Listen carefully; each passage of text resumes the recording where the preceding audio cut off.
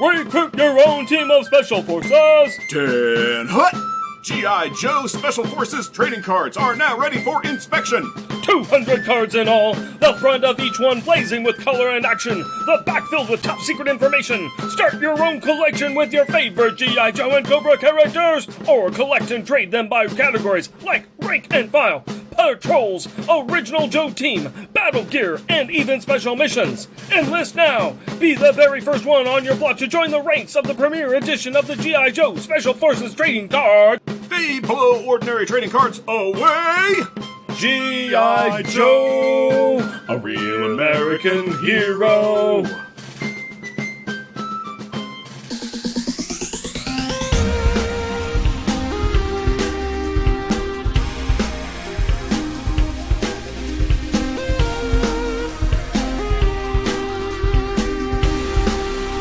Welcome, dear listener, to our podcast. Jeff and Rick present Unpacking the Power of Power Pack, where we journey through each issue of the most underrated Marvel series of the 80s while drinking beer. analyzing awesome and amazing adolescent adventures, and absorbing alcohol. I'm Jeff.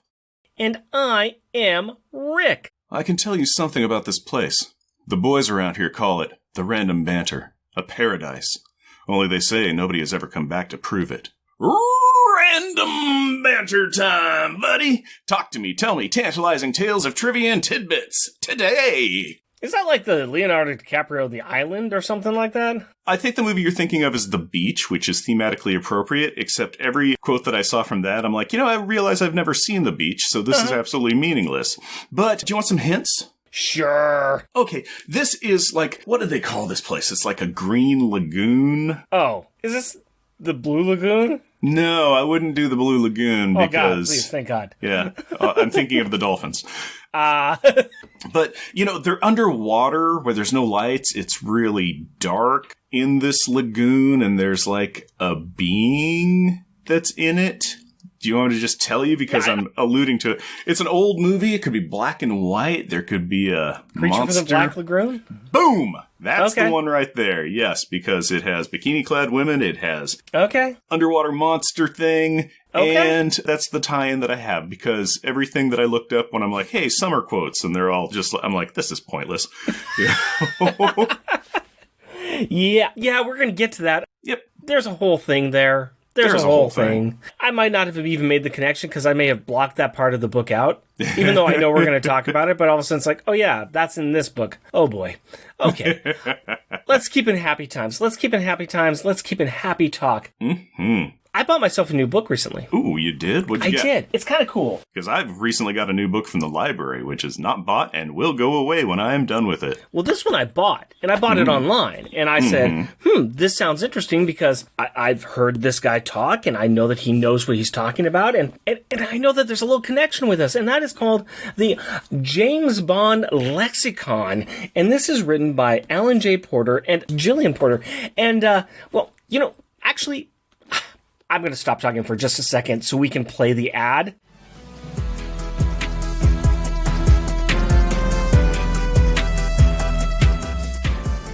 $300,000 words. 5,000 individual entries. 453 pages. 271 stories covered. 80 original illustrations. It all adds up to one book. The James Bond Lexicon. The unofficial guide to the worlds of James Bond in movies, novels, TV, and comics by Alan J. Porter and Jillian J. Porter. Now available from White Rocket Books and via your favorite online bookstore. For more information, visit the companion website at jamesbondlexicon.online or follow us on Twitter at BondLexicon.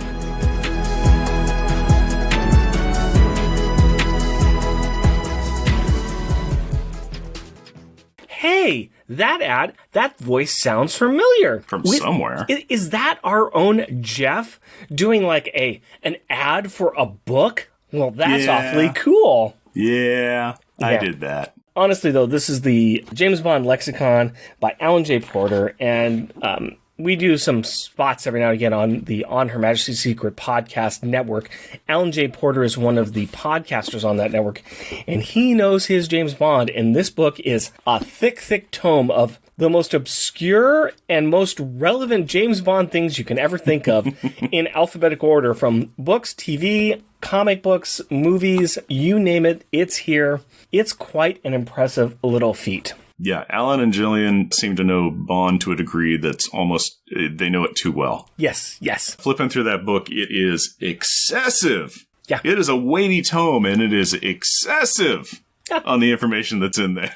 And I am glad to have it in my library. I mean, it's not one I'm probably going to read from cover to cover, but it's definitely one that I want to go through and look at various little pieces of Bond lore and having it just on my finger. So yeah, it's a good flip through book where you kind of stop and just go, okay, what's $10,000? $10,000 is the amount of money that this was used for, and $10,000 was the amount of money that this was used for. Oh, what about this? This is the license plate number of the car that drove past as James Bond was hoofing it across a bridge. It's just like, whoa! So yeah, there is excessive detail. It's great. Che is a Korean sailor who helped Bond stow away on a South Korean Navy ship en route to Hong Kong. And there's a code here about what that's to. This thing is all cross-referenced, and so you can know exactly where things are coming from. But that is actually from the Die Another Day movie novelization by Raymond Benson. So, from 2002. So, there you go, folks. There you go. That is a kind of a cool little thing that I got, and a cool little thing that our little show was able to help out with, which is nice. So that's my random banter. That is a heavy dose of Jeff random banter in it, too. I was flattered that they asked. It was really nice that they did. And so I was glad to give them a hand. And I would like to give you not a hand, but a platform on which you can say something that you have done recently that you would like to share with our gentle listeners. Okay, stick with me on this, but I recently discovered that you can pay really good money to have chores delivered to your front door. Really? That sounds cool. Yeah, it's a service that I've recently discovered, which I'm super happy about. Chores that you can do. Yeah. You pay people money to bring you work for you to do. Oh, yeah, excessive amounts of money. So I'm super stoked about this because we've been working in our yard and our garden and everything, and we need mulch and compost. So we got 15 yards of mulch and compost dropped off into our driveway yesterday that I gone to the trouble of kind of tidying up around and clearing a little path around so we can walk by it, and haven't distributed in anything, but boy howdy, I got 15 yards of mulch and compost to move around in the front and backyard. I'm super excited about it. That sounds like a good old time to me. When do you need me over to help dig the hole and hide the bodies? Because that's apparently what you've got. Yep, what I've got is body hiding chores. So come on over anytime, Rick. We'll just dig that hole deep and then tell your wife that I don't know what happened to you because you left for home hours ago. For any of our listeners that want to join and help out too, it's really easy. I'm not going to give you Jeff's address, but here's a little bit of a game. Go to Portland, Oregon and find a driveway filled with 15 yards of yard debris, because probably by the time this comes out, it'll still be there. Oh, you never know. Zing. Hey, I got so many chores to do. It's ridiculous. But we got to do this one, too. Because 14 yards. 14 yards, yeah. 1 yard will get blown away in the wind or stolen by neighbor kids making ramps or something, so...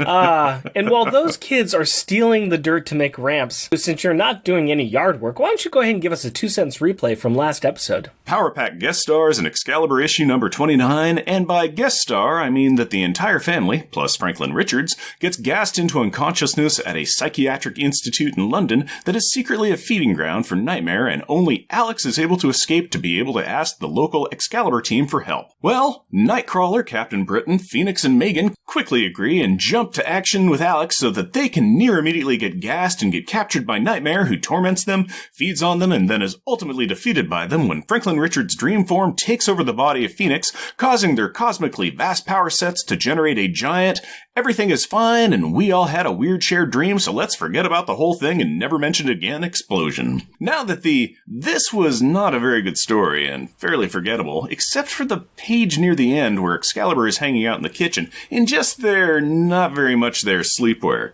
2-sentence replay is over. Why don't you give me a beer and tell us what our Power Pack pick is?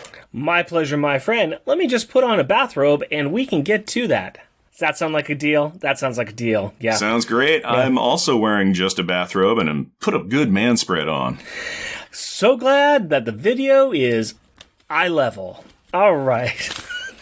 So, speaking about things that are covered up maybe a little too well, why don't you grab that bag with a little tiny beer inside it? Why don't you pull that on out so you can see what beer is for this episode? Let's find out.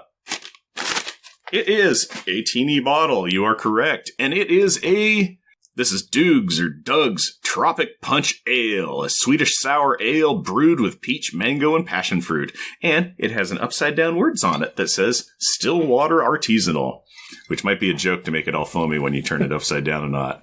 And the story time on this is brewed and bottled by Doug's Brewery, Sweden. There you go. It's a nice label. Yeah, it's kind of tropical, kind of pinky color with black palm trees in the background and white print, and it's just a tropical looking kind of one of those views you'd have if you were at a beach looking out at palm trees or something. So it's pretty basic, but it looks nice. Yeah. Tropic Punch Ale is a joint effort with nomadic brewer Brian Strumke of Stillwater Artisanal. We brewed this sour ale with lactobacillus and let it ferment with plentiful mango, passion fruit, and peach sweet from Sweden. So why would I ever choose a beer called Tropical Punch Ale? You want to punch this issue? That is not an incorrect statement. Because it ails you to have read it? Or is it the tropic? Because the kids are in the tropics, in the Caribbean. Well, let me tell you, my friend, it's all of those reasons. It is all of those reasons. This was a no-brainer. Tropical Punch Ale, we're on a beach. You know, this is the beer that Jim Power is drinking, not the kids. Although the kids are probably having some bites of, what is that, mango? Yeah, what is that, passion fruit? No, that's passion fruit.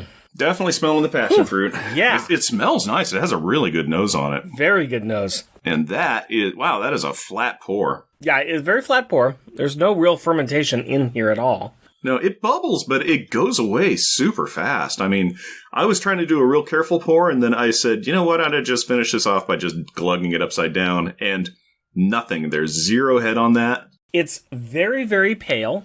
It is a very light Hefeweizen. Yeah, I was going to say a light Hefeweizen, or it's got a little, it's got some cloudiness. Sure. Yeah, it's like a hazy American lager that's really carbonated would be my descriptor of it. But the smell is just fantastic. Yeah, it's as long as you lovely. like that mango passion fruit smell. Yeah, it is a good combo. That is, yeah, I just want to smell this is all I want to do with it. It smells so nice.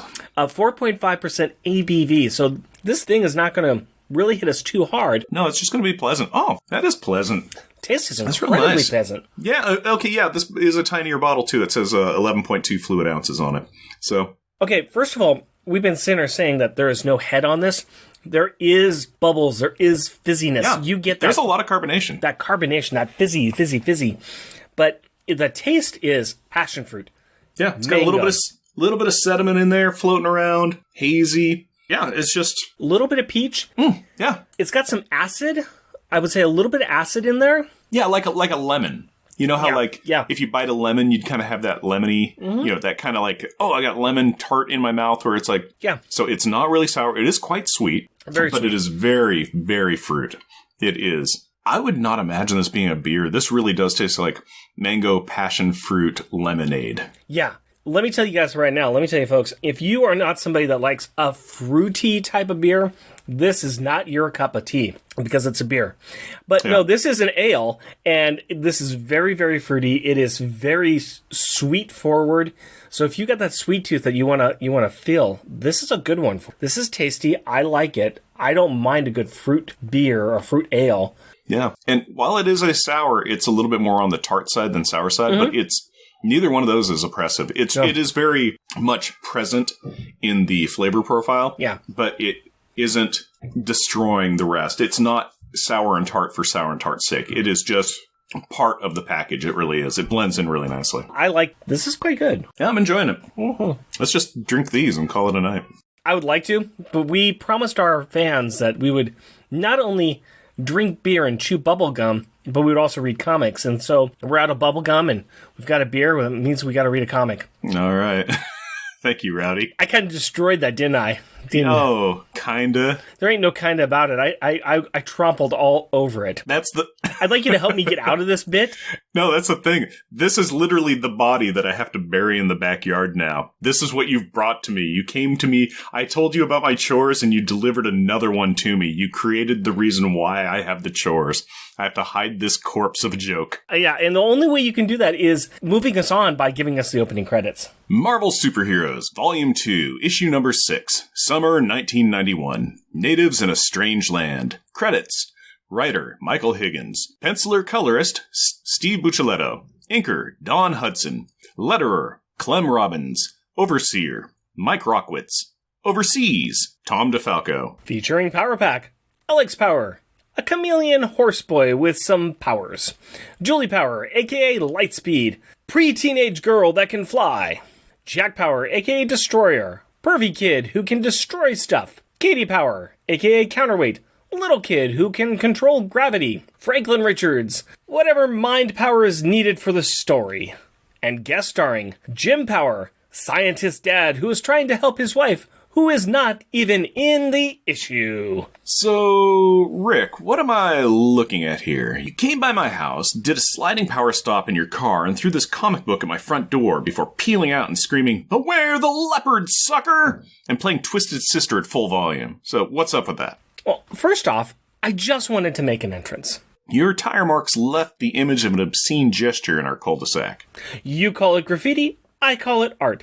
And second, this comic series is a quarterly anthology book that ran during the early 90s that published inventory stories, content that had been created as emergency filler for books in case of an emergency. So these are stories that could be shoved in anywhere, just in case. This makes me feel like the Excalibur story we did last time could have been one as well. Possibly. They're very much in the same vein. But we can talk about that later. For now, we are on a beach. A nice tropical beach. Full of beautiful people enjoying the sun and the warmth. And annoying kids asking to put lotion on them. So, what do you say? Wanna let old Jack here give your body a rub? With some sunscreen? Jack! Leave the woman alone. Stop being the worst. Kids like Katie and Franklin building sandcastles. Kids like Julie ogling hunky lifeguards who are flirting with attractive, appropriately aged women. That lifeguard has all the time in the world for that type of girl. I wonder what it would take to get him to notice me. Being 10 to 20 years older, Julie, would be the answer you are looking for. And finally, people dressed in trench coats and hats. Well, it's a good thing that person won't stand out then. It is a red hat. Why not just set up strobe lights, an alarm, and a neon sign on yourself, Alex? Choices are being made, but this is a wonderful tropic beach known as the Lost Lagoon in the Caribbean, and the kids are relaxing as their father studies some type of aquatic phenomena. Wait, what about trying to get Maggie better? Who? Wife, mother of the kids, went crazy recently? Ah, sure. Yeah, they can do that, I guess. If it's, plot convenient, that is. But they should be... Shark! Shark! Wait, what? Shark attack! Shark attack! It's time for Stop! Wait, what? Is this a Jaws ripoff now? And we've already done that bit before, like 2 or 3 times. Yeah, but why not do it again? It's a good bit. And also, a Martin Brody lookalike is there going, "Oh no, Jaws!" So I'm sure that it's in the writer's mind. We also get images of a muscular men and bikini-clad beautiful women running from the water, while trenchcoat Alex rushes into the water. Jack is right behind him, but Julie is caught in the crowd, and Katie and Franklin are kept away from the water by one of the many supermodels that seem to inhabit this section of beach. We also get another Martin Brody sighting, just in case you missed the sharks in the water joke the first time. Jack makes it out to where Alex's hat and coat are, but Horseboy has ditched them to swim underwater where he sees some sort of humanoid fish thingy. Back on shore, Julie looks to the dreamy lifeguard to do something, but in a lesson about optimism versus reality, he is only interested in saving his wonderfully sculpted body than in anyone else, and is getting out of here now. Man, she can have him. That might become a character trait in the future. Huh? Never mind. Julie heads out into the water where her brothers are, just in time to see Horse Alex come up for air, and then receive an uppercut to the jaw from a green-skinned fist. Walk. Hey, hang on! Why didn't Alex cloud underwater? He could have moved faster, maybe even not had to worry about breathing, and would not have received that sweet, sweet chin music. Okay, first of all, isn't sweet chin music a kick to the chin, not a punch? And second, because we need a bit of mystery in this story. Also, we need to get Jack to hold up Alex and bring him back to the shore without Julie's help. Why? I mean, sure, Katie is not here to make them any lighter, but I am sure Julie could have handled lifting Alex up. But whatever. The family make it back to the empty beach where Katie and Franklin have escaped from the protective supermodels and are waiting that way so they can all costumes on and get to adventuring. And also might I point out that yes, sweet chin music is a kick, but it's not as funny of a joke. Now we have an annoying scene. Alex admits that he ran out of air after he saw the manfish and had to give up the chase. At this point, all of the other kids start to laugh at him. Apparently, they think that Alex has forgotten that they can write a note to Bosco and elsewhere to ask for some underwater suits, which they then do. I mean, sure. It is a way to remind the readers of this element of their backstory, or they could have just made a small comment while requesting the suits. I almost feel that there was some other dialogue that was supposed to be in these pages with this art. Well, we can discuss that later. For now, the kids have suited up and have flown back out to the sea and gone underwater, where Jack correctly points out a seahorse to Alex and wonders if it's a friend of his older brother's. Jokes. Moving on. Instead of finding a green-skinned space horse-punching monster, they find an underwater team of repulsive scavengers, who seem to also be supermodels. Let me just say, there has yet to be an ancillary character in this comic that hasn't been a swipe right yet. There is a group of divers who are finding and removing these bowling ball-sized iridescent spheres from the ocean floor. The kids head up to the sailboat above them to find out more about, what's happening? Good times is what's happening. We'll talk about it later. Alex comments that just because they don't like what the people are doing, that it may not be illegal. But as they spy on the people on the boat, our first swipe left appears. It is the captain of the ship, and he comes up and starts to ask them what this bunch of stinking muties thinks they're doing on his...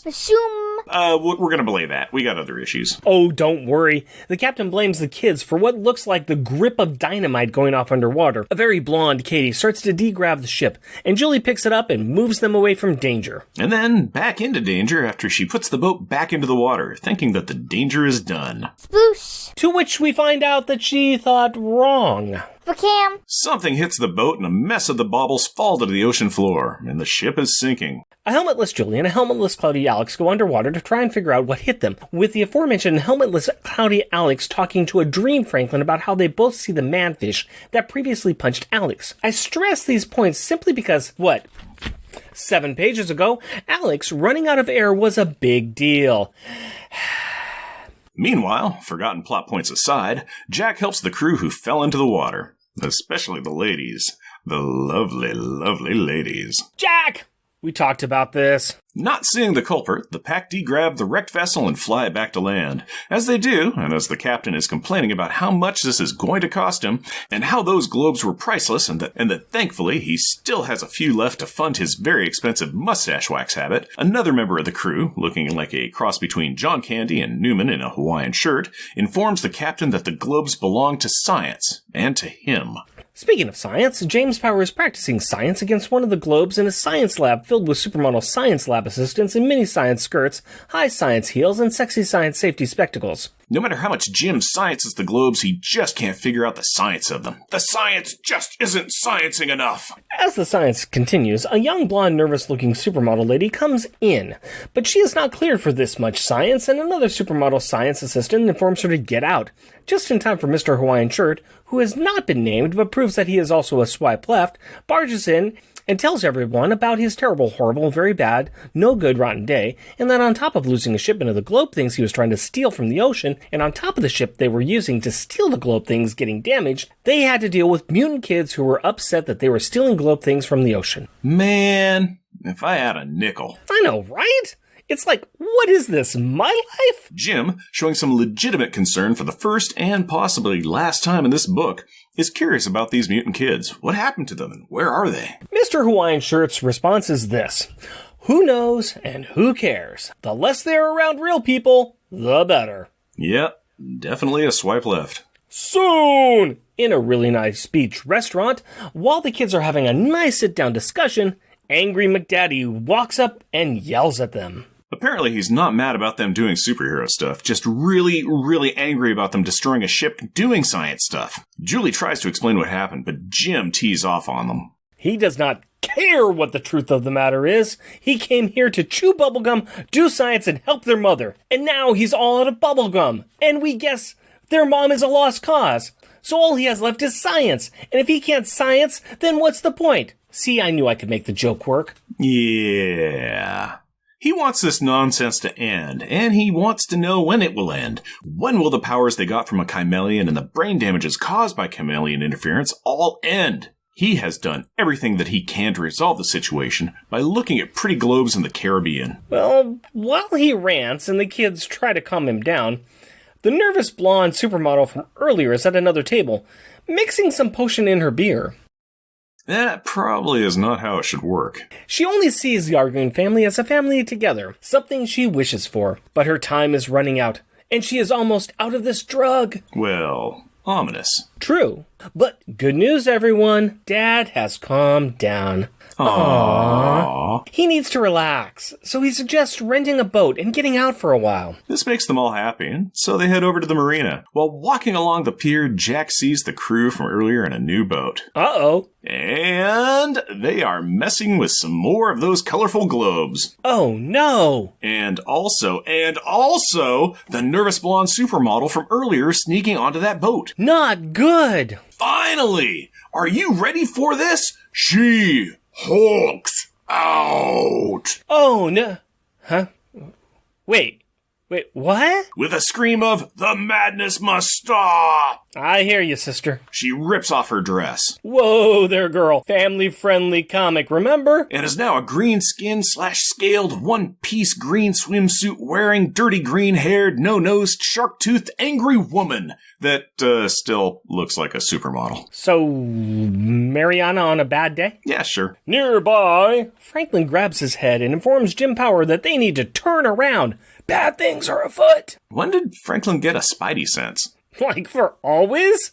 Remember, he is a super psychic sensitive and he has rarely if ever been wrong. That is a fair point, and one that Power Pack knows, which means... Jim Power screams, absolutely not. They are out here to have fun whether they like it or not. No superheroing is allowed on this boat. Let's not soft sell this. Jim has been very not Jim in this book, and this may be his not Jimmiest yet. Veins popping, spittle flying, totally unhinged. Franklin tells him he is wrong, and Jim explodes.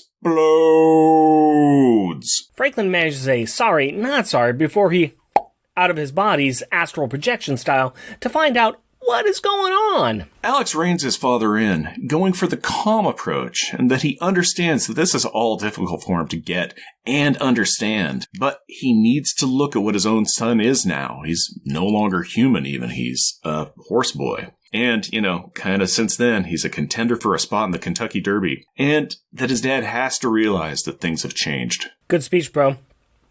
Jim agrees, and the now nautically knowledgeable novice flips a Yui and heads back into action. And what action, you may ask? I really didn't. Well, you're gonna find out anyway. The not She-Hulk is tossing fools all over the deck of the ship. So we have a poop deck Donnybrook? Sure. Which means she does not see the angry swipe left captain from earlier in the story with the Louisville Slugger in his hands. Walk, walk, walk, walk, walk, walk, crack. I mean, she's dead, right? You would think so with so many different hits to the head that she took from him. And that would be bad because her mate, Mowfus, a green-skinned, hulking, shark-toothed creature that is also not the Hulk, jumps out of the water onto the boat. You're making that name up. You have to be. Nope. Mowfus, the creature from the Lost Lagoon. That cannot be real. If it is, there is no way you know that. But I do, from a little caption box that appears when Franklin shows up, who then recognizes this creature from the Lost Lagoon from some stories he's heard, and he tells the creature to stop. Wait. If Franklin knows him, then... Yep. Did you really think we would make it through one last Higgins book without it being a secret Fantastic Four tale? Did you? Well, You have literally been soaking in one this entire time. Mowfus, the creature from the Lost Lagoon, has appeared in only 3 comics prior to this.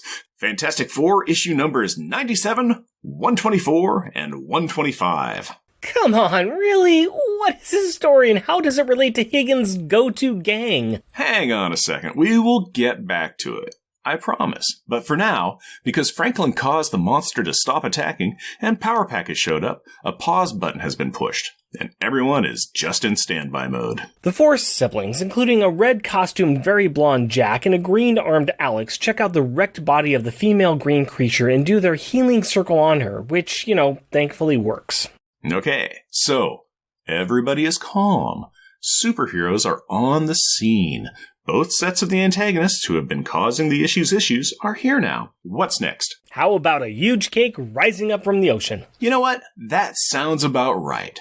Well, maybe not a cake, but it does really look like one. It's some sort of multi-layered, multicolored thing coming up out of the water. Apparently, it is these alien spaceship, and the colored globes were their eggs, which have hatched, and the children are now floating around too. You know how you wanted me to tell you about those prior appearances? Well, I really didn't. I was just being nice. Well, I'm not going to be because I'm going to tell you. The first was in a very, very similar story. Mowfus and his mate protecting their children until they could fly off in their ship. The second story with them was Mowfus coming to Earth to get medicine for his mate after she got sick from being on Earth previously. So, when they left the first time, they did not bring all of their kids, and he did not pick them up when he ran out to get some medicine last time. That's the story? Yep, that's about it. Well, it looks like they got them all this time, so great parenting.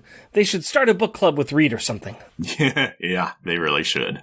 The alien ship blasts off, and the kids make a comment that their future is also in the stars. The last panel is the cheery family, all smiling for the camera. Well, not totally true. Maggie is not there, and Franklin is technically not related.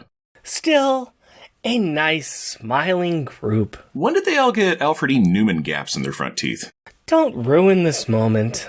And how about the final line here? This story is dedicated to the crew at Power Lines. Live long and prosper. Michael Higgins. Mood is ruined. Guess what? We're going to talk about that in a bit as well. What about this next story in this collection of stories? It's a Cloak and Dagger in Mercy Street. It looks like it's about an adult... Stop right there. We will not be covering that. Well then, next issue. The Power Pack Holiday Special. And this issue. Themes of this issue. And we will start like we always do with Power Pack packaging time. And guess what? This is not a Power Pack issue. This is Marvel Superheroes Summer Special X-Men. Summer 1991. And this big, thick 80-page blockbuster contains inventory stories that just didn't fit in regular continuity because... they might not have been the best, the cream of the crop. But this one has X-Men and Sabra and Power Pack and the best superhero of them all, Speedball. God, I love Speedball. He's so great. Yeah, he's super cool. I can't wait till we start our Speedball show. That's going to be fantastic. Nuh-uh, because we're going to do a Frogman show. Speedball. Frogman. Speedball. I think mine's got a better name. It's going to be Frogman Fridays Fancast. Mine's going to be called Saturday Special with Speedball Super. So, this maybe cover... one of those. Or maybe we'll just do Sabra, because I vaguely recall her name. Yeah. Go for it. So, this cover was drawn by Art Adams, which is a good thing. Although this is not my favorite Art Adams drawing. I like Art Adams. I'm not too thrilled with this. The X-Men, Storm looks good. Rogue looks pretty good. Yeah, Havoc, from what we can see of him, he's all right. Colossus has got a real square jaw there. This is Psylocke pre when she turns into a ninja assassin. This is her wearing the pink armor when she was down in Australia. So she doesn't look great. And then Wolverine looks off. And they're fighting the Abomination, who's down there at the bottom, and he's looking very scared that he's in this comic, which I don't blame him. Well, they're all looking up at us. Upper left, out at us, yeah. Kind of like, oh, there's something up there. And if the Abomination's like, oh, it's something big's going on in this hand-wavy zone. Yeah.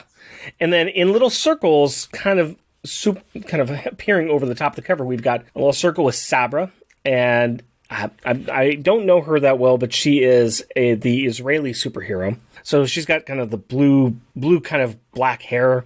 She's wearing a headband with a Star of David on it, and she's like, you can kind of see the top of her costume with her blue cape. You got Speedball, and you've got his like cameo picture. He's coming in from the side, and he's looking all speedball-y. And then we've got Power Pack, and we've got the 4 Power Kids, except Alex is the big horse boy up there. Yeah. And they're all... That's a good-looking drawing of the kids, honestly. That's a good-looking drawing. I think I kind of like everybody except for the X-Men on this cover. Yeah, I'm fine with the X-Men. You have complaints about it. To me, it looks very Art Adams X-Men, so I've got no problem with that. If I remember right, I think he tends to draw, all men have pretty squared-off jaws. So Yeah, it's not my favorite, but it definitely got my attention back then, because at the time I was collecting X-Men, and then this has got Power Pack. And so I was definitely going to pick this up. And then I read the comics in here and I moved on.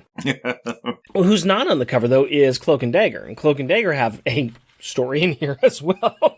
Yes, they do. I tried reading the X-Men one again, and the X-Men one it's 22 pages in here, and it's really interesting. It's not quite my favorite X-Men story. It deals with them going after some different people who are suffering from gamma radiation and who've been gamma radiated, but it's written by Roy and Danny Thomas, and it's very, very wordy because it's a Roy Thomas gig. We got the Power Pack story, we got the Cloak and Dagger story, which deals with one of Dagger's friends who is currently in the adult film industry business, and she has a very sticky end, so it's a real great comic for your kids to read. Sabra is doing some kind of spy stuff herself, and she's having a fight with another female superhero. And then there's a Speedball story where he's battling Bouncing Boy from Legion of Superheroes, which is weird because that's DC property.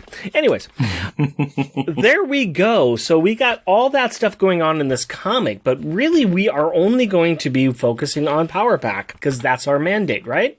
Right? Yes, because we are a Power Pack show. So, Jeff, what'd you think of this comic? It is... since this was a summer special and I just, ripped over to the Power Pack story, which is very bikini clad. It is very supermodel. It is, the men are beefcake male models. The women are cheesecake, lady models.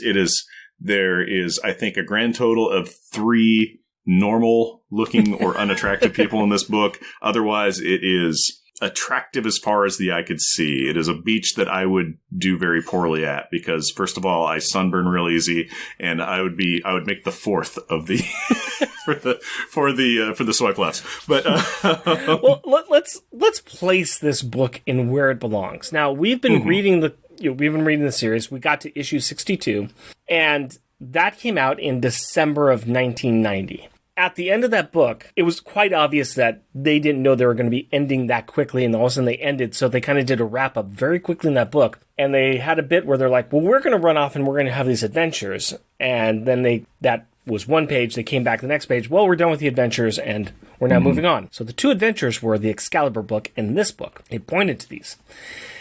Ostensibly because they were trying to go to psychiatric hospitals of renown that would be able to help Maggie and her chameleon cause brain damage. And apparently the one that they were going to in the South Hemisphere was on the way to the Caribbean, so they dropped her off and then they went for a beach party.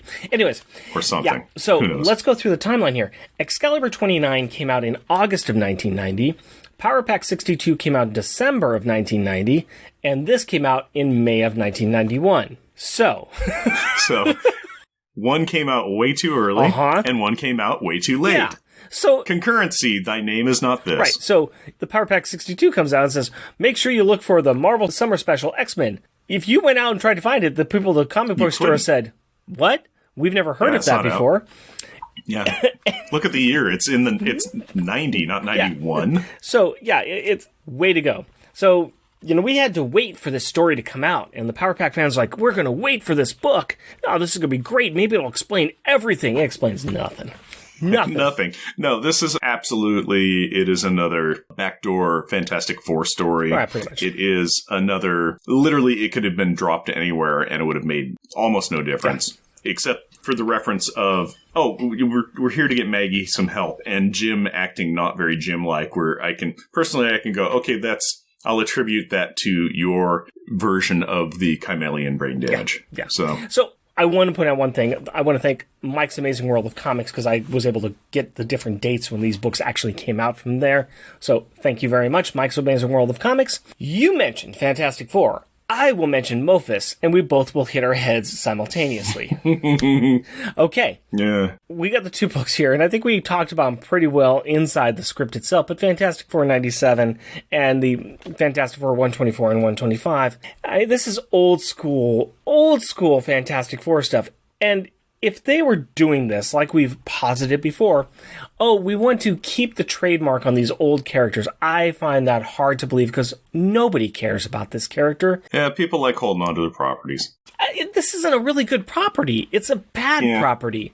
And it seems kind of stolen from another property. So really, let it go. Let it go. The character's design is horrific, and it's kind of like they took the original character design from when those Fantastic Four issues came out, and they said, we'll just keep it. We won't modernize it at all. I gotta say, the artwork in this book is not bad. It's pretty good. It's pretty clean artwork. It's a little more realistic than cartoony. The artist likes drawing ladies. But he does a good job drawing them. Yeah, so, they do look good. Yeah, everybody in here is drawn very well. All of a sudden, you have these aliens and these alien monsters and these creatures, and you're like, what's going on? What's happening? I can imagine the artist going, you want me to draw what? Okay, sure, right, whatever.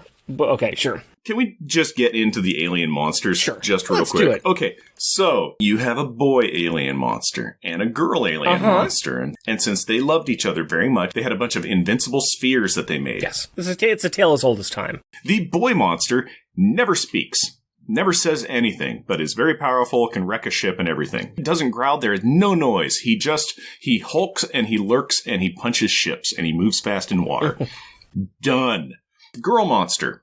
Apparently hooked on drugs. The drug it's like, oh, she's hooked on drugs. That's the problem. That's why they abandoned their children and their deadbeats. No, it was because she's using this drug as a transformer. Yes. It's to make her appear human. So she can look human. She knows where the eggs are. She knows where the science lab is and where the boats are that are doing it. She knows where her clutch of eggs is at. She can speak English and understand English. She could communicate at any time. Here, this story is very Shakespearean in that the problem is people aren't talking. Yeah. And this entire, 23, 24 pages or something comic could have been wrapped up with alien lady goes to scientists and says, hi, I am an alien lady. These are my eggs. Please stop stealing my children. This is the last ones I can have. I can prove it to you by becoming an alien. Here, wait, watch. Roar. Don't be scared. I won't hurt you. I just want my babies back.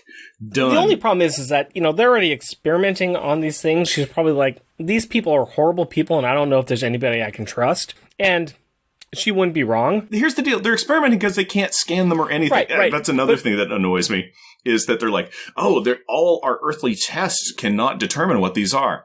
Says Jim Power, the man with an alien spaceship who could do all the scanning and determine what these things are. And then Friday would probably be like, oh yeah, this is leave that alone. Yeah, that's a Mowfus egg. Put it back. But here's the thing, though, is that all the major players in this are pretty horrible people. The captain of the boat is pretty horrible. The John Candy guy is extremely horrible. And Jim Powers, who we would usually say is good, is horrible. She's looking around and saying, I'm not seeing anybody I can trust. The people in charge all seem horrible. I think changing would be a bad idea for her. Yeah, but it's the fact that they understand the human tongue and can speak a human tongue. It's just simply a communication issue. They needed to talk. Yeah. It could have been real simple. Yeah. And maybe then you could have another story where it's just like, these aliens are claiming they're these eggs, but we don't know what they are, and we think that they're trying to steal from us. It could be some sort of animosity like that, as opposed to, what the best way of telling somebody to stop stealing my children is punching their boat. It's worked for me in the past. Might scare them off, yeah. I could see how that might actually work. But it's not going to get them back. I also broke a little bone in my hand when I did that, too, because I don't have superpowers. you swam slowly up to a sailboat and broke your knuckles on it. Stop it! No, my seas. I want it back. Yeah. As much as we kind of like the drawing in this, there's some... Yeah, the art's good. The art's good. There's some miscoloring steps that are kind of... Oh. Yeah. It's rife with prevalent miscoloring steps. And yeah, there's a number of issues. Which is odd because, on the whole, the coloring's not bad. It's just every now and again it's that editor kind of thing. It's things that could easily have been caught by a good editor keeping track of this. Yeah, there's a very blonde Katie. There's a very blonde Jack. There's a very blonde Jack in a red tattletale costume. There is a not pink suited flying Julie whose suit is very white. There is a Katie with her white suit with a big blue splotch in the middle. There's a red suited Alex has a green left arm. There's lots and lots of those kinds of things. There's lots of things in that there. are just kind of wrong and off and everything else. And speaking of off, though, there's a final line here. There's a final comment. And it's, the story is dedicated to the crew over at Powerlines. Live long and prosper, Michael Higgins. Now, as we've already said, this came out way, way late after everything was canceled for Power Pack Land. This is probably something that Michael Higgins added in to this story before it went to print. And what may sound like a nice cheerio to Powerlines, which at the time, that was one of the two main fanzines that were coming out. And we've been getting a lot of those from one of our fans. They've been sending us a lot of that stuff, and we've been going through and looking at it. It's not a nice line. It is him kind of giving a grunted nod or wink at them. The fanzines at the time were very highly critical of Higgins because the fanzines for Power Pack were very much pro Power Pack. They loved the series. They loved the work that people had done on it before. They would have their quibbles, but when it came to Michael Higgins, they were not happy at all, and they were very critical of him. They sent a lot of letters into Marvel. They did a lot of posting in the fanzines about their dislike for the stories and for the direction it was headed, so there was a lot of animosity between the group and the creators. I asked our fan who has been sending us this information about this, and they said that was not seen as being friendly at all. That was him kind of giving a send-off to the Powerline fans who probably were kind of instrumental in also getting the book canceled with their displeasure about what had been happening. Take it for what it's worth. This is what we're seeing at now, 20 plus years later. Yeah, it's always funny how decades can go by and things can be revealed like that. Because I had no knowledge about that. And the other thing, too, that I think is kind of a bad... I don't know what it is, but it's this last panel where you see Power Pack and Franklin and Jim all smiling, and they've all got this gap-tooth smile. I'm not sure what that's about either, because... Yeah, it's a big kind of buck-tooth, gap-tooth, Alfred E. Newman kind of, like family portrait. It's weird. It's the only kind of bit of cartoony art in here, and looking at that, even without knowing, like, Powerline stuff, it's kind of like, I don't know if this is like an insult or not with this piece of art. I'm taking it as an insult. And the thing is that the art is about right, but there's some inconsistencies here, and I almost wonder if somebody came back in over the artist's drawings and drew the smiles in there like that. They don't fit, and they're not consistent with a lot of the other art in the book. Just the smiles. They seem off. Well, yeah, the entire bit of art there is off. It's hard to tell. There's something not right about that ending. And I actually think that there's something off about a lot of the other story as well. I know that you and I talked about this earlier in the week. I think that the dialogue in this just doesn't seem to fit some of the artwork. I am wondering, since this was an inventory story, if the artwork was done on most of this after changes after the ending of the book, that it was brought back and they're like, well, this artwork was referencing something else that was happening, and we don't want to do that. Instead, we want to change how the artwork's done, because the entire thing about them making fun of Alex because he doesn't know about the underwater costumes, I just find like it doesn't fit. That entire scene just seems off for me, because they're mocking him and they're laughing at him about costumes, and it seems, okay, they've done this bit before. Alex knows about this. Higgins knows that Alex knows about this, and it seems just very insane. I almost think that there was something else that was being talked about here, and they decided to change it, and they decided to do asking for underwater breathing costumes. Just because it seems weird. There's a lot of stuff in here that seems weird and strange. Jim being so angry in here doesn't make sense. The interactions, everything just seems weird and off, even more so than other stuff we've seen for Higgins. That's my opinion. I know you disagree with me. Yeah, I have different opinions. Again, you can put a lot of this at the foot of the writer. Yeah. But I think, with the Jim thing, I can excuse that just for saying Maggie went kind of catatonic with, the reveal that the Power Children have powers. Okay, that's her storyline. She is now just sidelined to being Catatonia Woman. Great. That's lame. It's a terrible storyline. That's what they're doing with her. I could see it with Jim.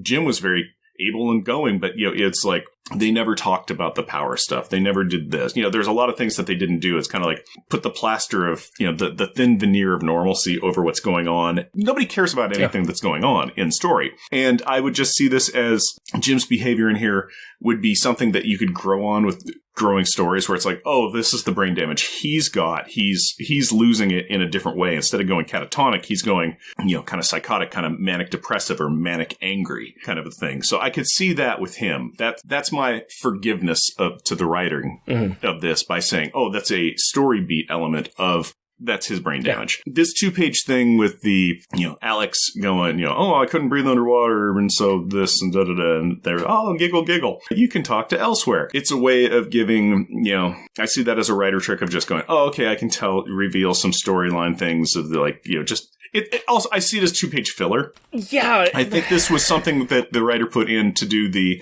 awkward, came from nowhere, goes nowhere, kind of like, oh, it's the family fighting thing, and it's kind of cute and funny, but it's also, haha, you forgot the thing, and look, we're smart too, blah, and we used to call you Smart Alex, joke, family dynamic, we had a fight, that's family, and then they move on and forget about it. It's just done so badly. It's done very badly because, again, a couple of pages later, Alex is a cloud without a helmet underwater talking to Dream Franklin with no problem. So it's like... They don't need it. It's a standard Higgins-verse thing where it's just like, introduce a problem, ignore the problem, do whatever you want. Here is some awkward family dynamics. We don't have Friday in here at all. Friday's not mentioned as well. No. Which, again, it's like one of those things of... Hey, there's some weird alien things, or we don't know what this is. We can contact Friday. No mention of Friday at all. We want to go on a boat. How about this? How about call Friday and go out on Friday, and they don't have to rent a boat. Friday can transform. Friday could become a Friday boat. Exactly. And then Friday could become a Friday submarine, and they could go explore under the water and see stuff and go, oh, what's that? They can go through, and maybe in the background of one of the images, they could have the Tiffle layer cake thing spaceship where you'd be like, oh, it's just coral or whatever, and then it's like, oh, wait a minute, that was their spaceship. That could be kind of neat. But I want to go back up a little bit and talk a little bit about the messes with the coloring, which is strange. It's very, very strange that there was accidents with the coloring here, because Steve Buccellato, and I'm sorry if I'm saying that name wrong, is the artist on here, and in my creator spotlight that I want to do for this, I want to talk a little bit about him. He was mostly known as a colorist, and he has done everything. He started in 88, and he has worked on Avengers stories. He's worked on Nick Fury stories. He did do Power Pack Mysterio. He was the penciler of that one, which we like some of the stuff on that one. A lot of it we weren't really happy with. I think he did a better job on this one. He has done Captain America, Uncanny X-Men, Fantastic Four, but most of that's been colorist type work. He's done some penciler work here and there as well. But he has had a pretty long and distinguished career going all the way up until, recently. He's done Wildstorm. He's been working on Wonder Woman, 1984 #1, as a colorist still. He's pretty much kept around a lot. Manhunter, Batman. Yeah, he's kind of done everything, but he's mostly done colorist work. As far as his art in here goes, I've liked it. I liked it. I thought he was quite competent as the artist. I think that he draws kids fairly well. We have seen a lot of people do kids much, much worse. He's made them a little bit older and teenagers, but I think that's fine. I don't know, what's your opinion of his art in this? No, I think his art predominantly is really decent. He likes to draw ladies and muscular men, and he does that very well. We're back to muscular horse Alex, which is a great look. The kids, he kind of has physically aged up. At least he has with Julie. Higgins has introduced her being a little boy crazy. It's never been in there before, and kind of introducing Jack as like, oh, I like the ladies, where it's like, yeah, he's never been interested before except for Dakota North. Yeah. So all the kids do seem like they put a year or two on to themselves. Yeah. Predominantly, the art looks really good. Again, there are coloring issues, but the art, for the most part, is very stand out. It looks really nice. The only other thing I'll talk about Steve Buccellato is that he goes by an alias, Electronic Crayon. You could call me Electronic Crayon. Okay, I didn't know he had a alias called Electronic Crayon. He does. That's news to me. You know what else is electronic? No. Science. Oh. Science Corner, Jeff. What do you got for me, man? A surprise. It came out of nowhere. Electric crayon. I do not have an electric crayon. However, in this issue, Jack politely and not skeezily asks a beachgoer if she would like him to, and I quote, let old Jack here give your body a rub with some sunscreen. And this got me thinking.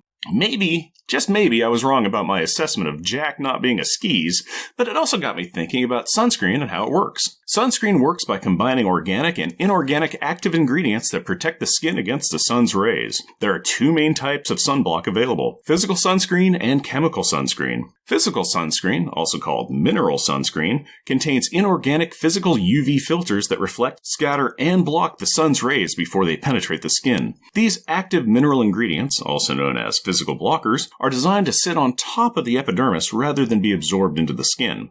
An example of this type is zinc oxide, that white over-the-nose kind of stuff that you'll see that always looks so attractive. Chemical sunscreens function in a different manner, though.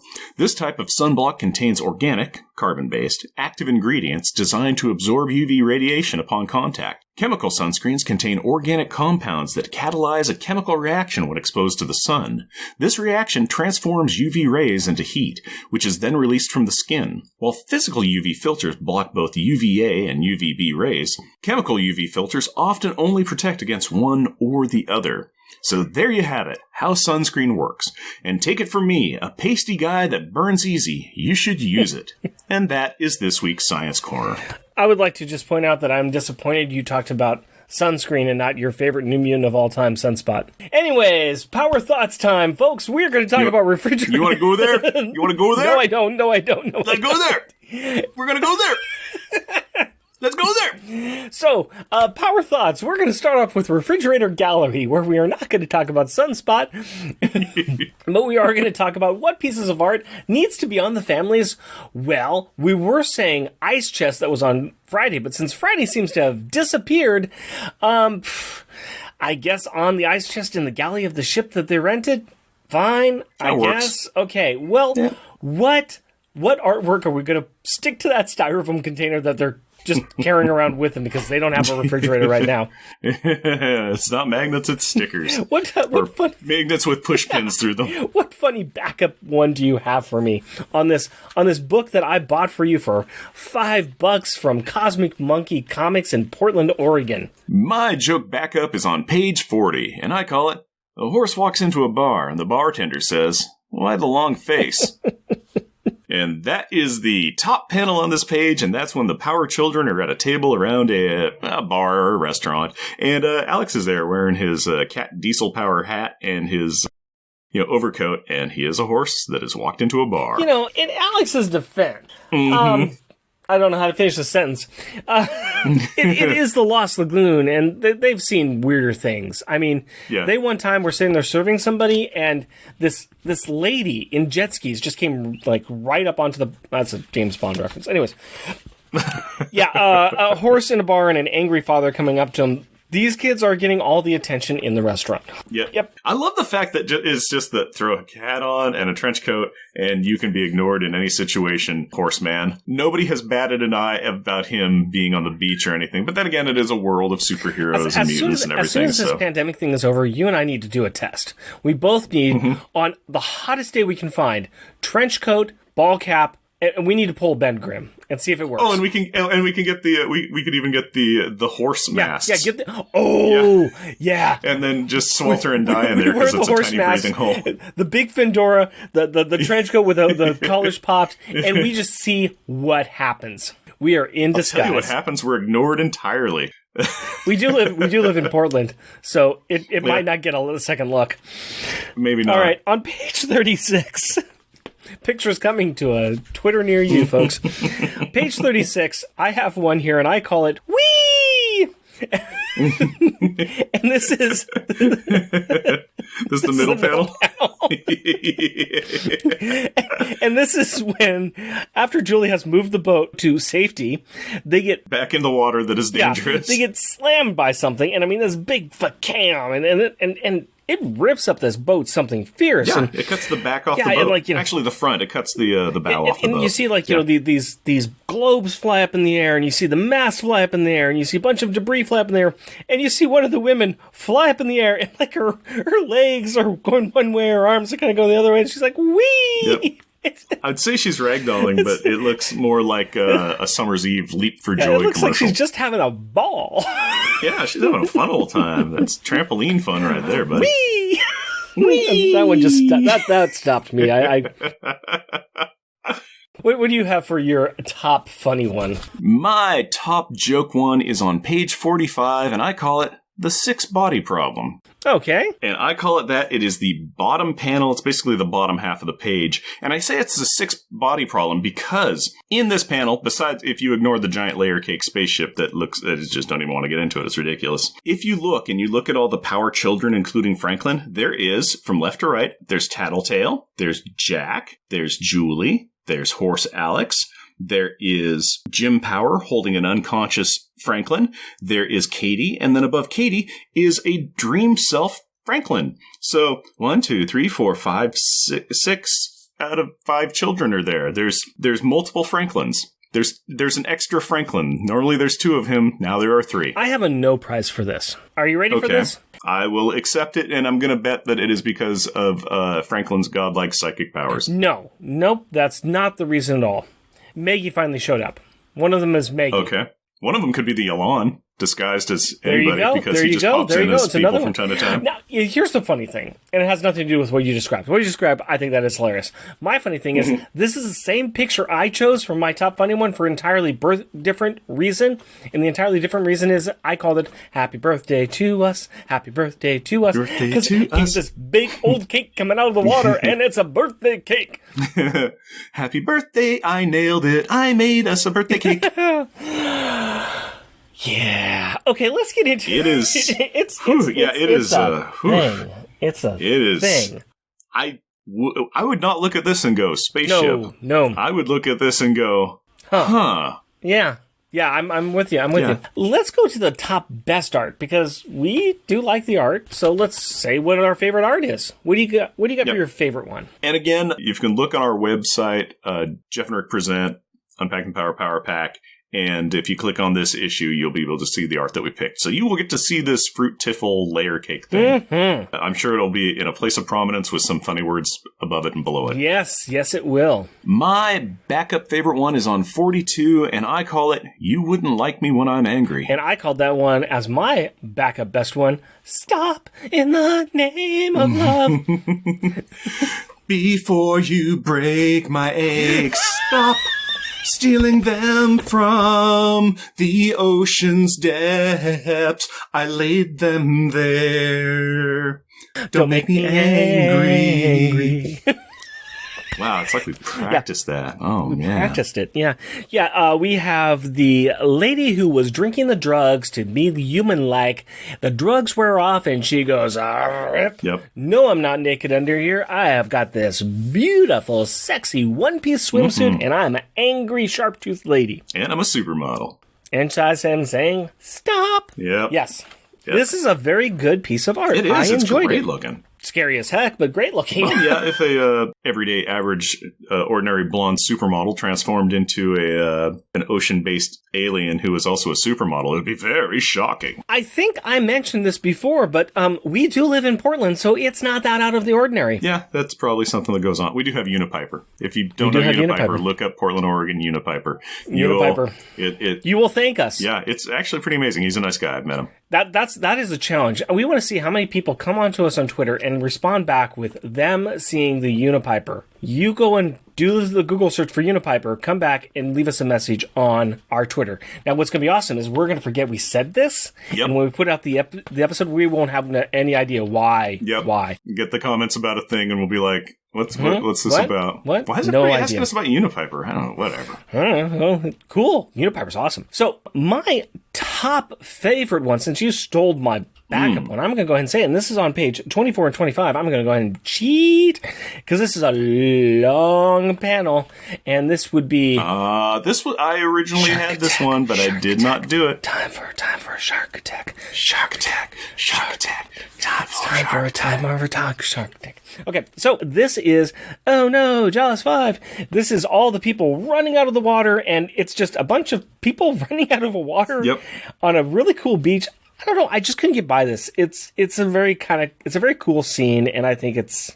I don't know, I just liked it. No, it's a great one. This was on my list. It got usurped by something else, but yeah, and prominent left half panel is Martin Brody. It is, the police officer from the movie Jaws. It's a Jaws reference, and he even says, "Oh no, Jaws." It's just like, nobody says, you don't see a shark and go, "Oh no, Jaws." You go, "Oh no, sharks."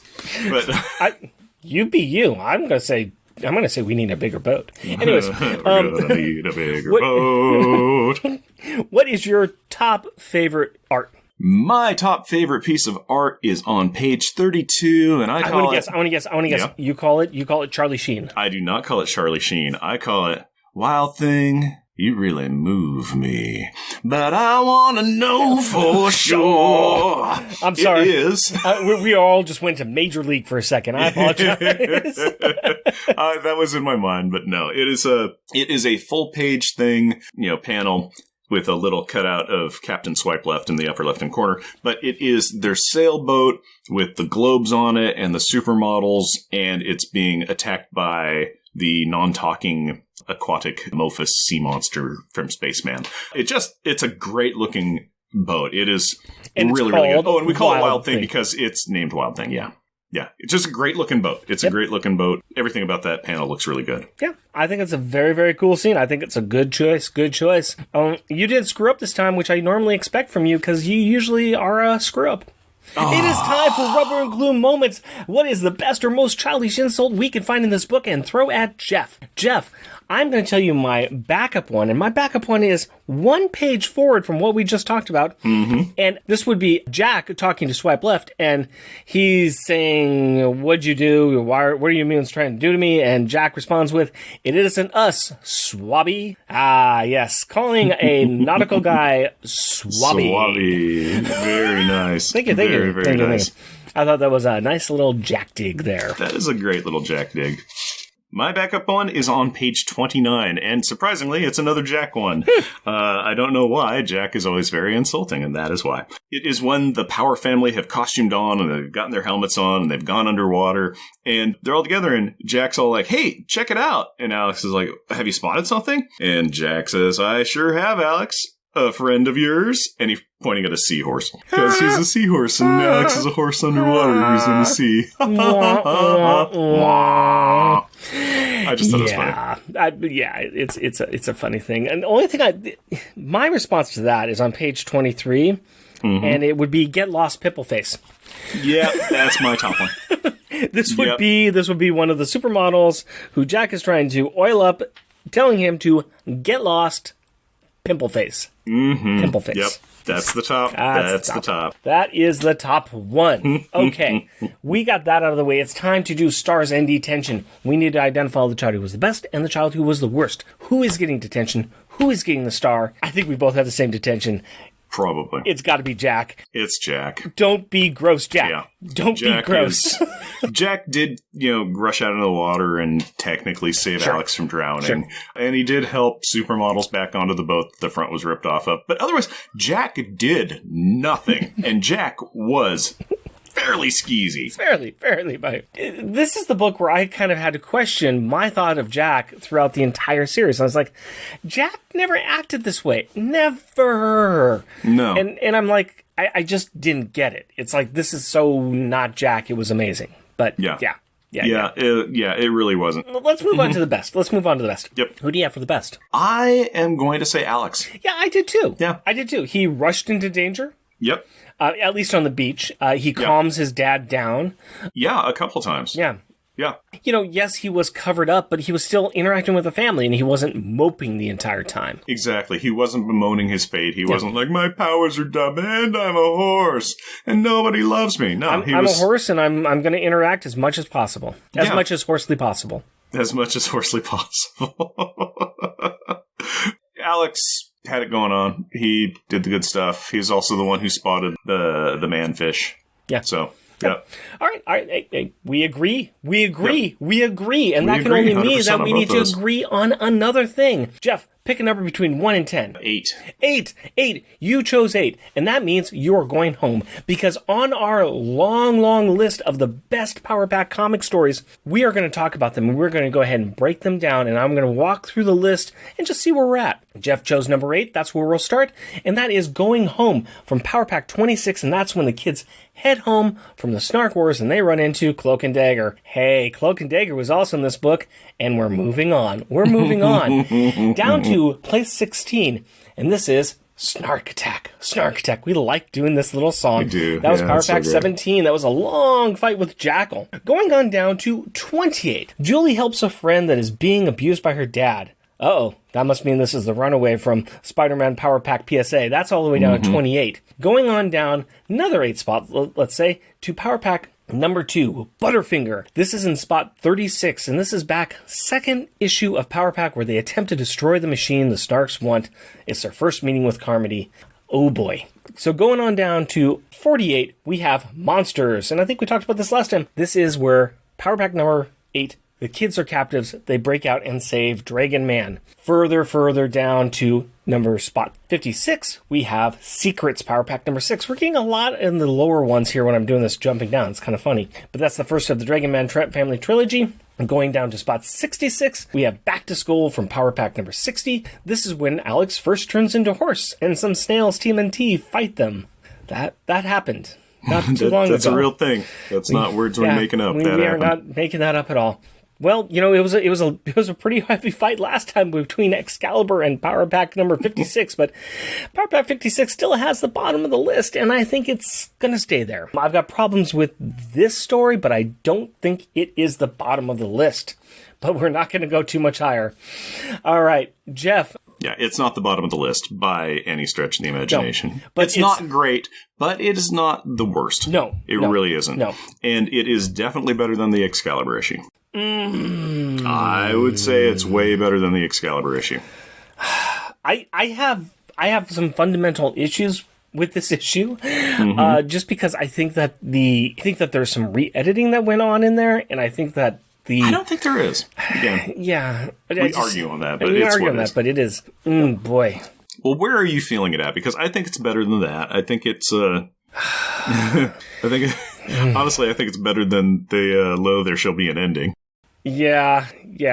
Boy, I mean, here's the thing, though, is that I think it's better than the Red Ghost Attack stuff. Yeah, I really think, though, that I still think that X Factor Annual number 2 is too low because I really can't put this below Shelter from the Storm because the Shelter from the Storm has just got some real issues in there. Mm-hmm. We were just talking about the Alex turning into a horse from the first time with the snails and the TMNT. I think this is the same type of vibe. I think that's the gold standard for this one. I think that this is the same vibe as this. It's just like it's a weird story that doesn't quite make sense. I would put this above that one because I like the art in this story better than I like the art in that one. It's got a fight with some weird aliens in it. It does. It does. I mean, there's the same kind of vibe that's in here.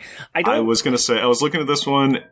And I was thinking I like this better than TMT horse fight. Yeah. I don't think this is better than the Starstruck issue. That's the Power Pack 58 where they steal from Galactus and the pack fights Evil Nova.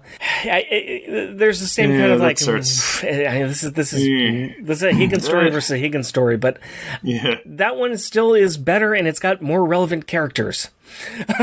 Which is saying something considering we're talking about Nova and Galactus.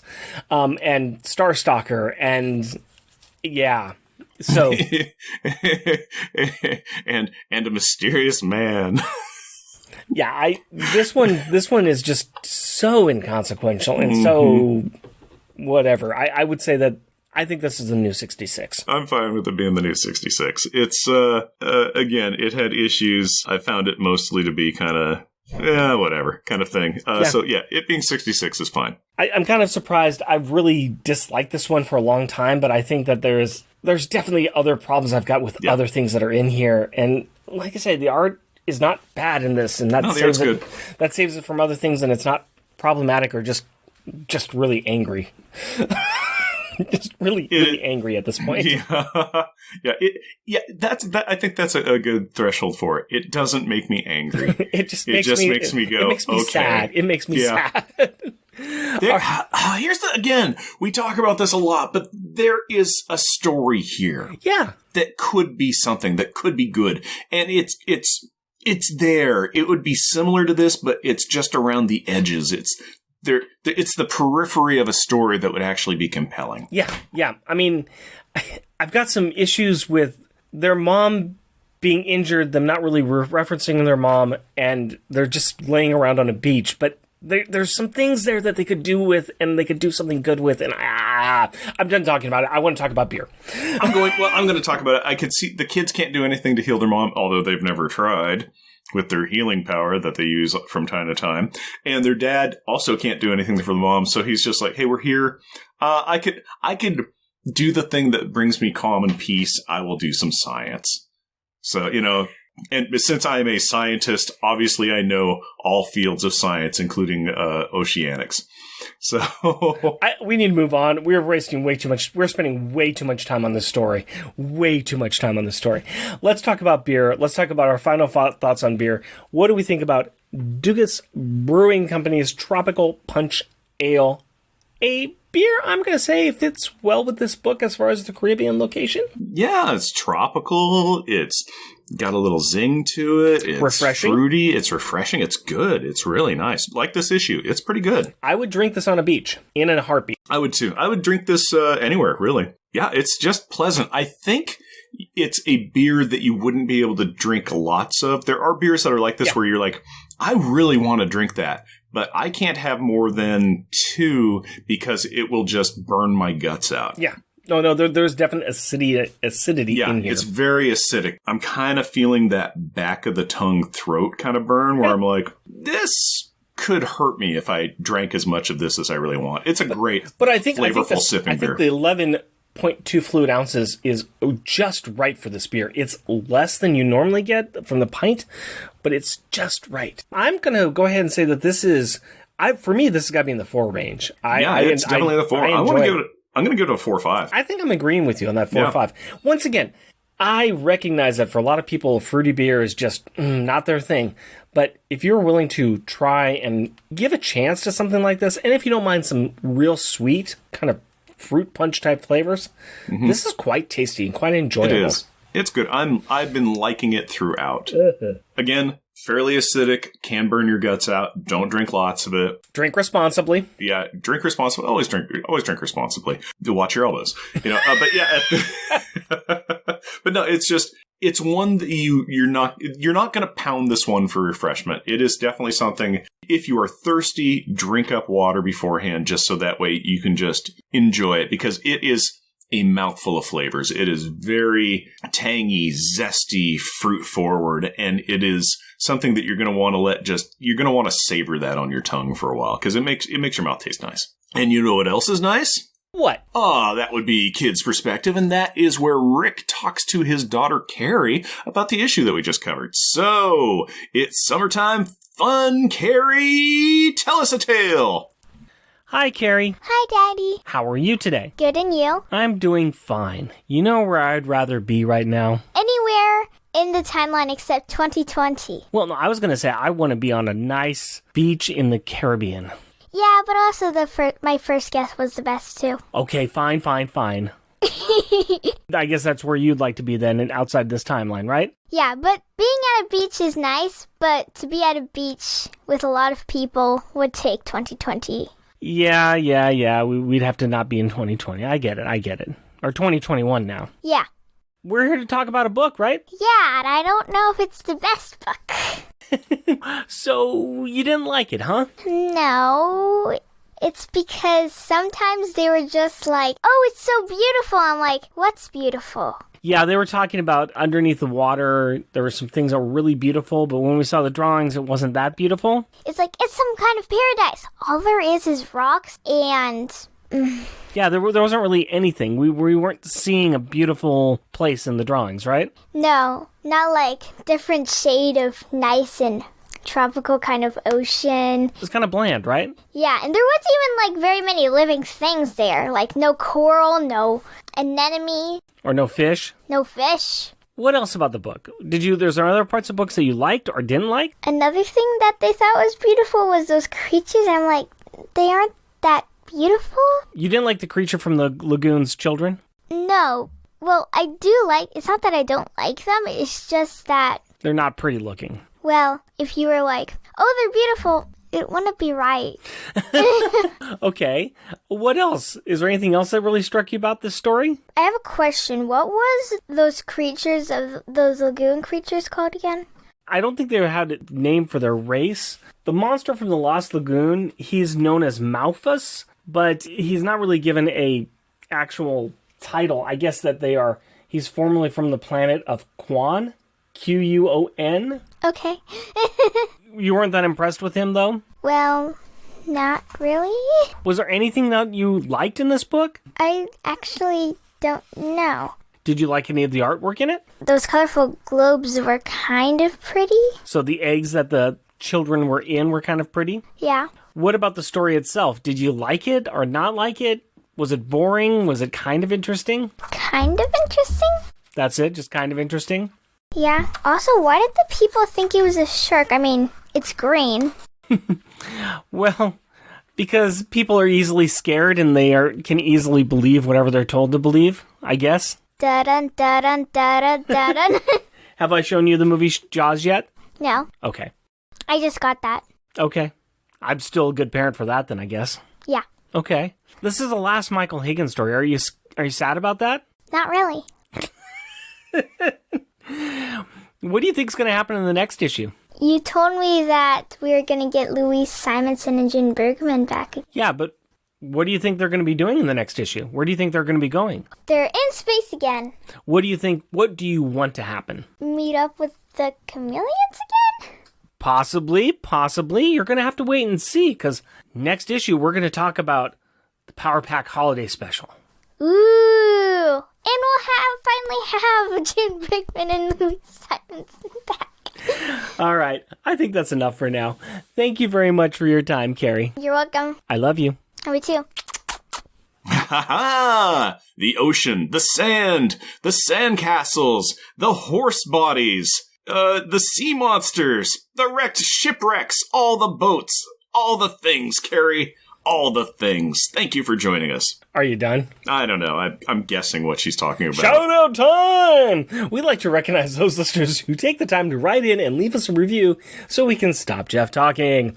This is for episode 79, where we talked about issue 61, Ghost of a Chance, Al Sedano and Resurrections, an Adam Warlock and Thanos podcast. Chris at BTO Batbooks. Chuck Gears. Clinton Robinson and his shows Coffee and Comics and Fan Film Fridays. Damien Droot Whittier. Ed 209. Gary Fractal Key. Green Lantern HG. Hal Jordan. HOCOF. Hoover Jeremiah and the 4 million years later Transformers podcast.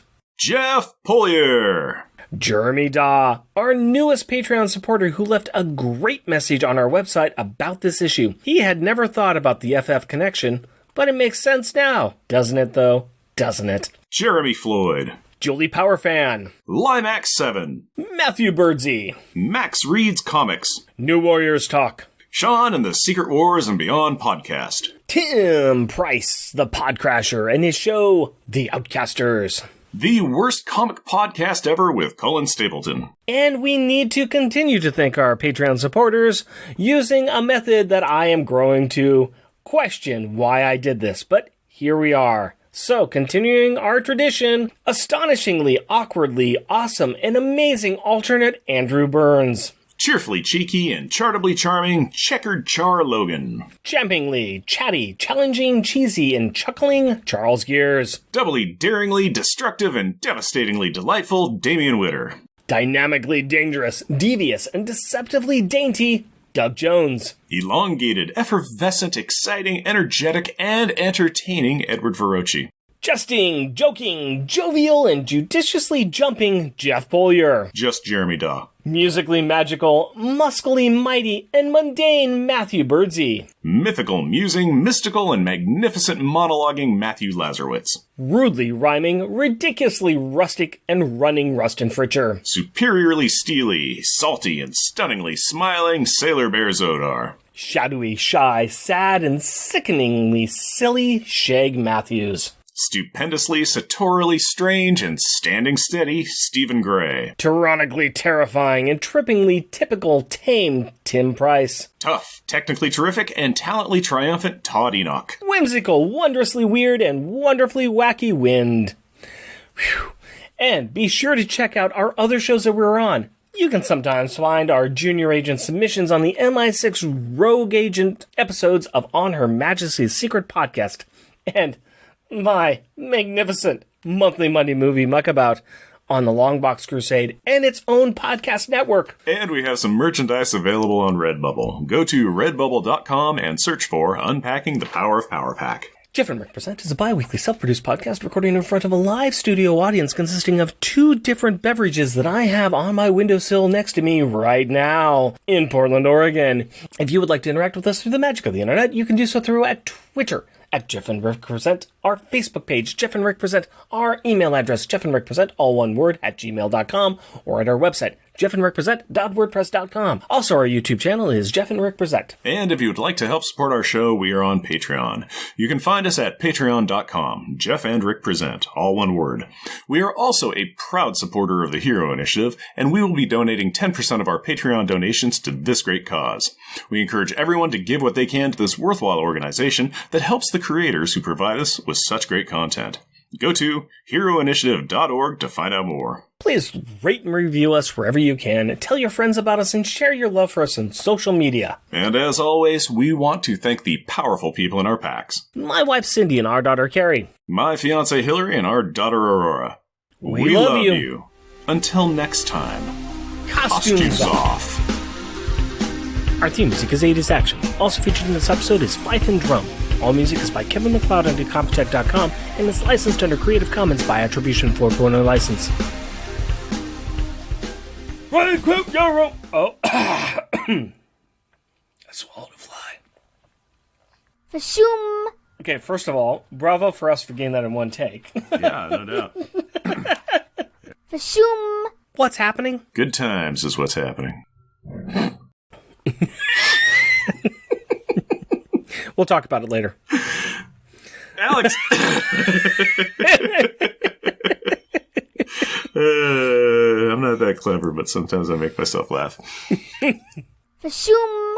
Speaking of science, James Power is practicing science against one of the globes in a science lab filled with supermodel science lab assistants in mini science skirts, high science heels, and sexy science safety spectacles. I'm not sure how well that's going to play. Do another take on that. Fashoom. And how much do you hear my daughter screaming in the background? Tons. Yeah. Fashoom. Mythical, musing, mystical, and magnificent monologuing Matthew